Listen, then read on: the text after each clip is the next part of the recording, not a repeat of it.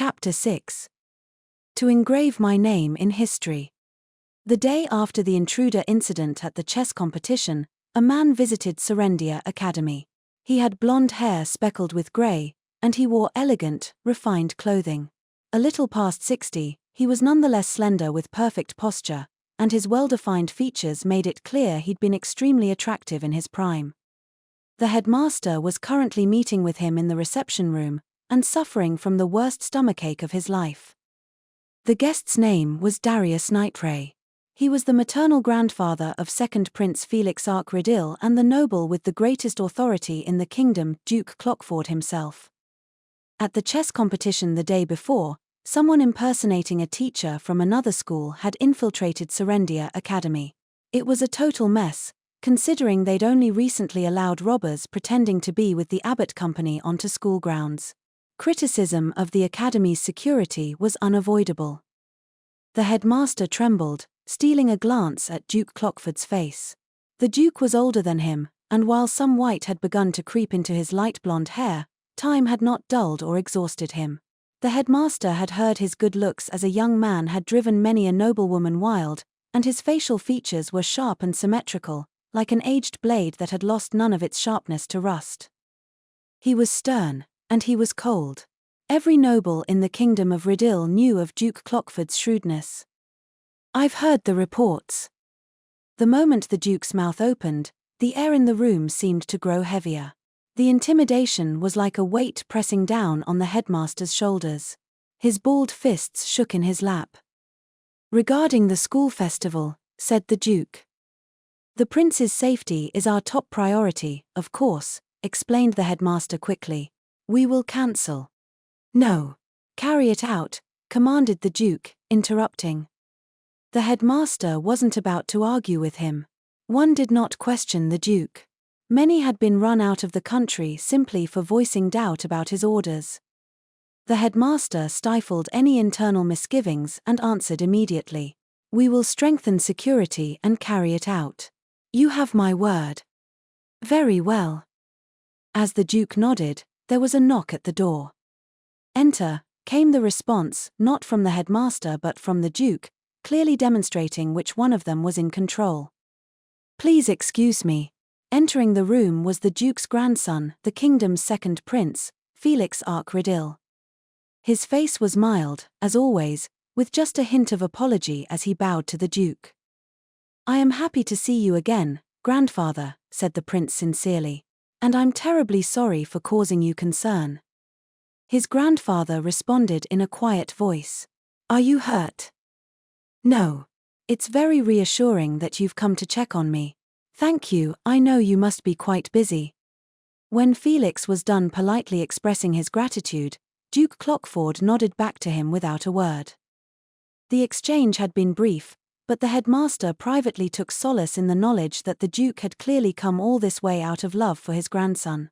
The headmaster had been sweating after receiving the order to go ahead with the school festival, but the Duke must have his reasons. "Oh, I know," he thought. Duke Clockford must have really been looking forward to seeing his precious grandson in the festival.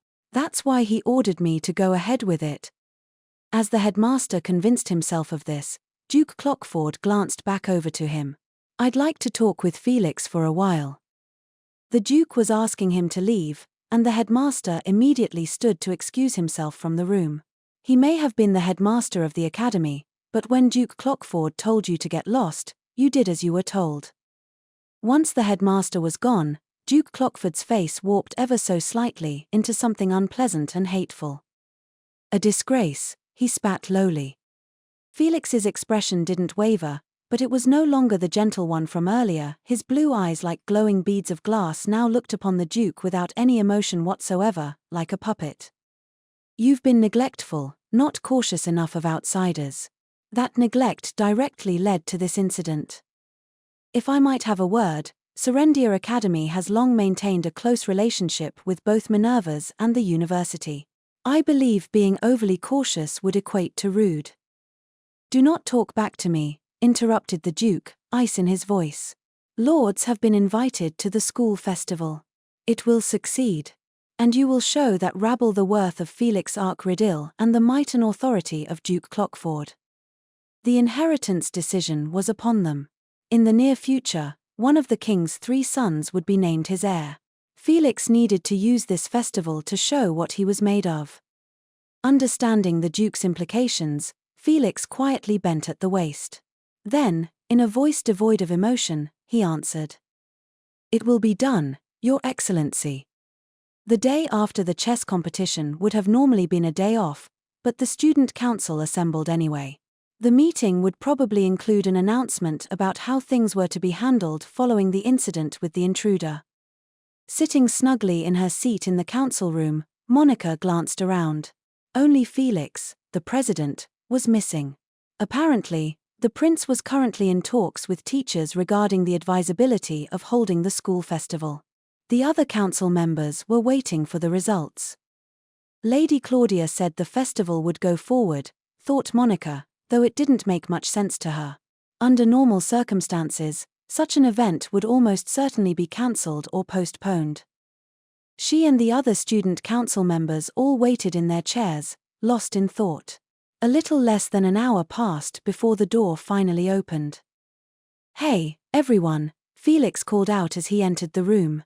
"Sorry for making you wait so long." "Sir." Cyril rose from his chair with a clatter. Elliot, resting his chin in his hand, grinned wryly and cast a sidelong glance at the prince. "Either way," he said, "we're going to hold it like nothing happened, right?"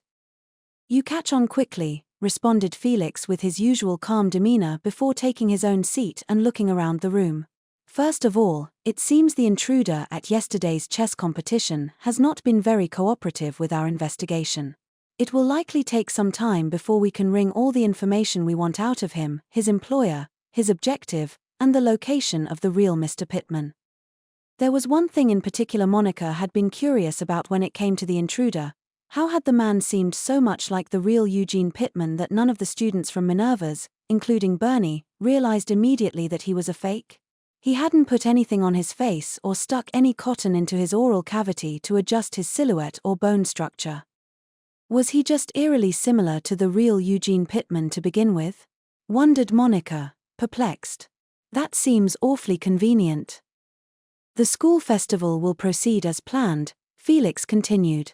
"However, we'll need to take a look at our security detail and strengthen it. I'll handle the review of our plans. I want the rest of you to continue preparing for the event as you have been." "Sir, I will help with the review," offered Cyril immediately. The prince shook his head. "This is our last day off before the festival. Our workload is going to ramp up tomorrow, so I want you all to get a good rest today." He looked at Cyril and added with a smile, "That's an order." Cyril looked anguished to receive such an order from his esteemed prince. To him, not being able to help Felix must have been much more painful than taking on more work. He frowned and gritted his teeth. "Understood, sir," he said eventually. "I'll rest for today so that I can dedicate my full efforts to aiding you tomorrow." Then he groaned, trembling. "As for all your work from tomorrow onward, I will." "There's no need to take things so seriously," interrupted Felix. "My work has been going smoothly. Sir, if anything happens, anything, please don't hesitate to call on me. I swear that I shall. I'll be fine. We've increased security starting today, after all." Once Felix managed to soothe Cyril into reluctant agreement, they were all dismissed for the day. As the rest of them left the student council room, Cyril took an awful long time cleaning up the papers on his desk, fidgeting and glancing at Felix as he did so. Monica needed to tell him something, so she waited for him outside in the hallway.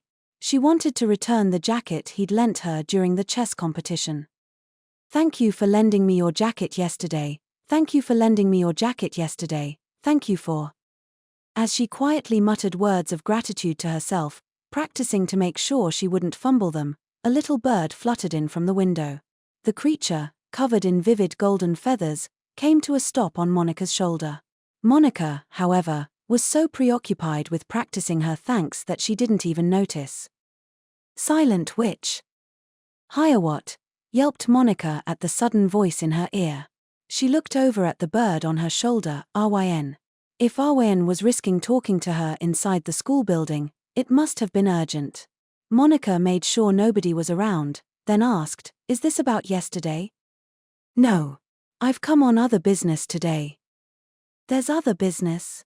thought Monica, caught off guard. "Would like to invite the silent witch to her estate," Ryn said in a whisper. "Huh?" Monica's eyes widened at the unexpected name. Just then, she heard footsteps on the other side of the door. Cyril had probably given up and was about to leave. "I'll come get you later," said Ryn before quickly flying back out the window. Not a moment after, the door opened, and Cyril came out. When he noticed Monica there, he looked surprised. He probably hadn't expected her to wait in the hallway like this. "Accountant Norton?" Hello." After her short talk with Ryn, she'd completely forgotten the phrase she'd just been practicing. She held out the paper-wrapped object she'd been clutching to her chest and mumbled, Lord Cyril, I thank you for, your jacket yesterday." All her practice had been for naught, she'd fumbled the whole thing. Flushing up to her ears, she began to tremble. "Oh, right," said Cyril, as though he was only now recalling giving her the jacket. He took it from her. "Thank goodness. I managed to thank him and return it. Even though I choked." Monica privately sighed in relief, then shyly muttered, "It, seems like I'm always borrowing your jacket, Lord Cyril." "Are you?" Like the day we were overseeing the supplies." After Casey's assassination attempt, Monica had cried a lot, then fallen asleep. When she'd woken up, she'd found Cyril's jacket lying on top of her.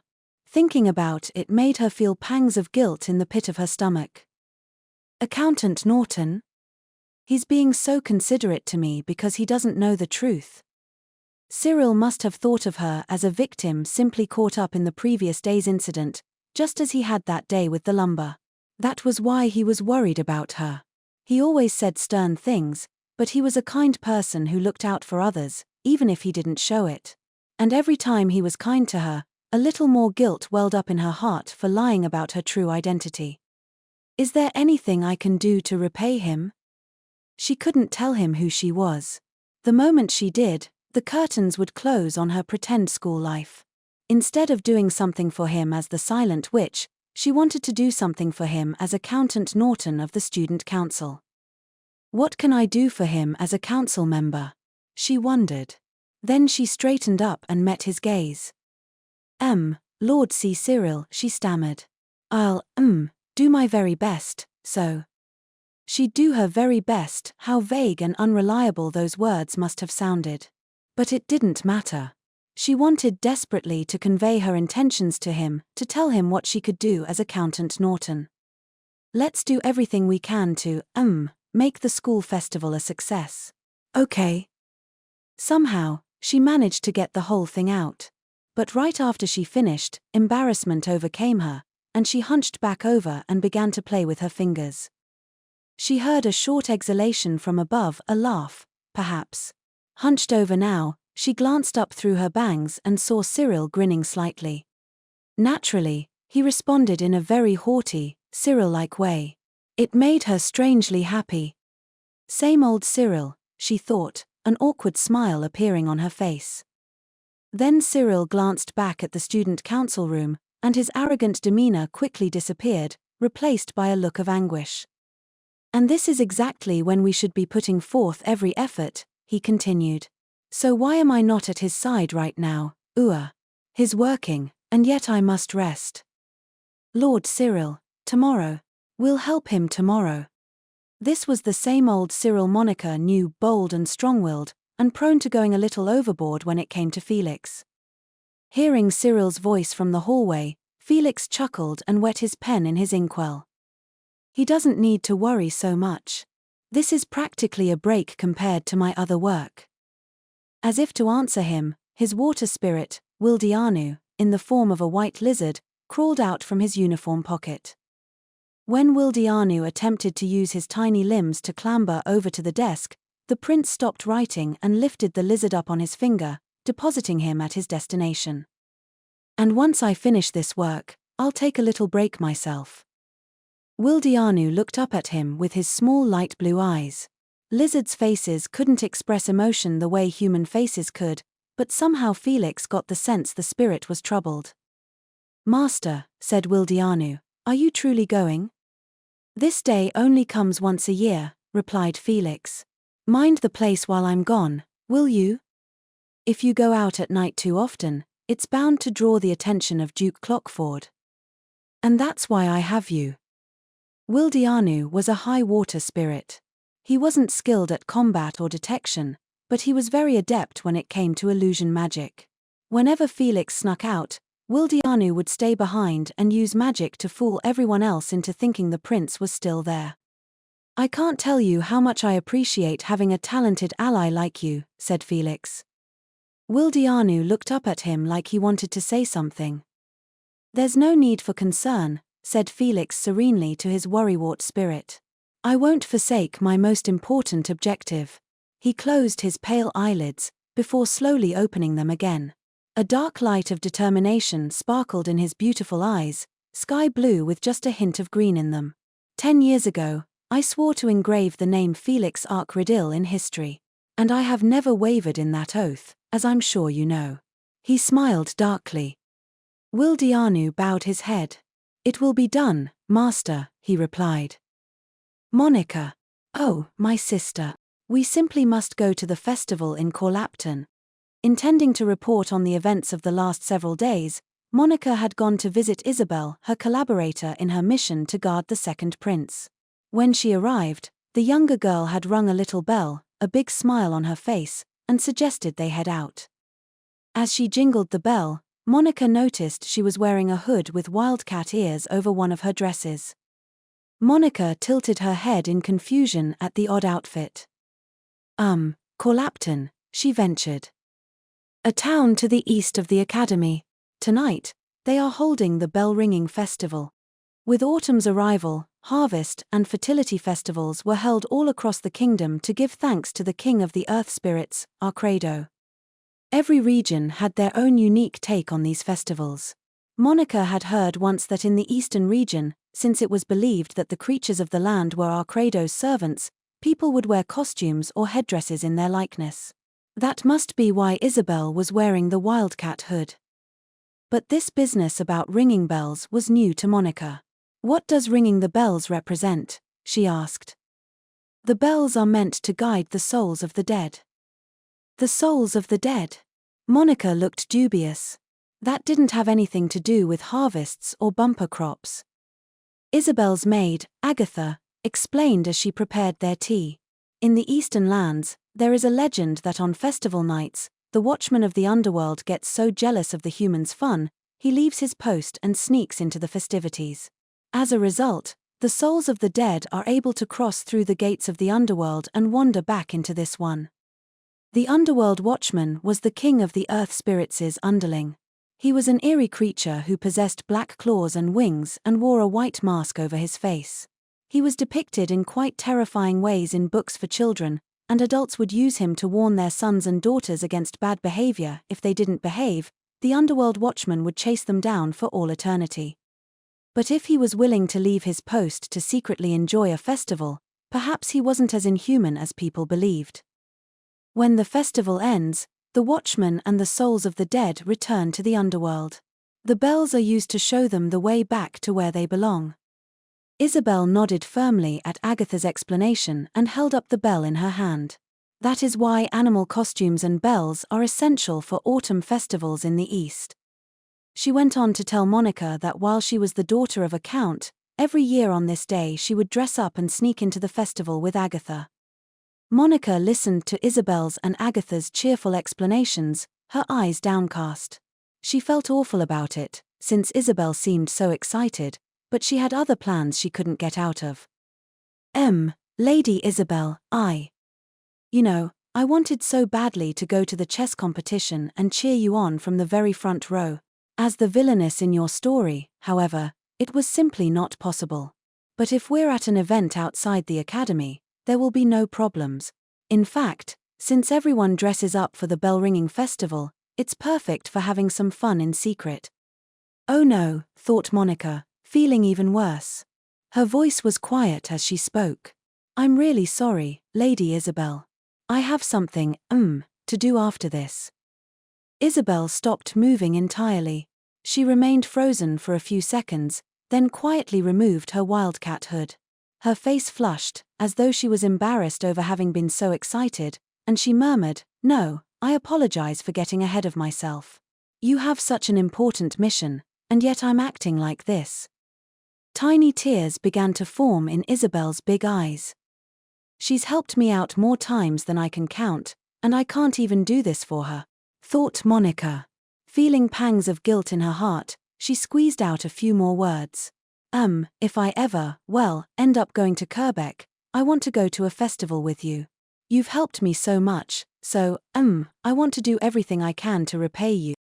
Once she was finished speaking, she paled. Was she bothering Isabel with her suggestion? Was she being rude somehow? But her fears were unfounded. Repayment? Oh, I could never. We owe you so much, my sister. I wouldn't dream of asking anything of you in return. Still, Isabel's head came back up. Her eyes were glittering. When festival season comes again, please, by all means, visit Quebec. I will do everything in my power, absolutely everything, to make sure you have a good time. Oh, and we should wear matching costumes. We can make you a cute staff with a bell. Oh, and there's this traditional baked sweet, and it's said that if you split it with a friend and eat it, you'll be friends forever. As Isabel excitedly listed off the possibilities, Agatha watched her with the face of a kind older sister. That sounds delightful, my lady. Monica returned to her room and took off her uniform, then changed into the navy dress Louis had given her. Considering who she was about to see, her sage attire might have been more fitting. But she hadn't needed her robes or staff for her mission, so she'd left them back in her mountain cabin. The dress Louis had sent wasn't meant for balls, only minor outings, but it was the most respectable thing she had in terms of personal clothing. To finish the outfit, Monica put on her white coat, also from Louis, then twirled around in place. Does it look good on me, Nero? Yeah, you bet it does. Anyway, where are you going? Well. Just then, they heard a knocking at the window. Monica went over and opened it, letting in a little golden bird. The bird landed on the ground and took the form of a beautiful blonde-haired maid. Rinsbulfied, contracted spirit of the barrier mage Louis Miller, picked up the hem of her skirt and curtsied. I've come to fetch you, she said. I shall now guide you to the estate of the Starseer Witch. Monica had been invited to visit another of the 7 sages, the Starseer Witch Mary Harvey, the most talented prophet in the kingdom of Riddil.